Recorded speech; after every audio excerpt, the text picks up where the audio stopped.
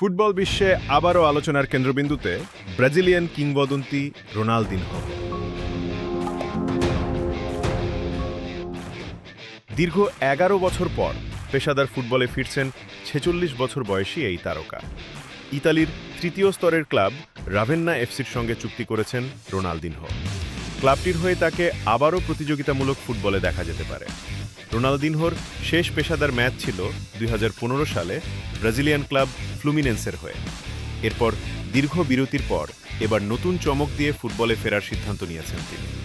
তবে তার এই প্রত্যাবর্তন শুধু মাঠে নামার মধ্যেই সীমাবদ্ধ নয়, রাভেন্না এফসির মালিকানা কাঠামোর সঙ্গেও যুক্ত হয়েছেন তিনি।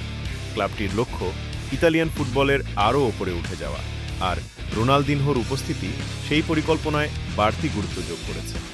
সবচেয়ে বড় চমক হল ক্যারিয়ারের ৩০০তম গোল করার লক্ষ্য নিয়েই আবার মাঠে ফিরতে চান এই কিংবদন্তি।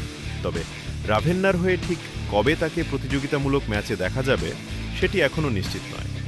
রোনালদিনহো ব্রাজিলের হয়ে ২০০২ বিশ্বকাপ জিতেছেন।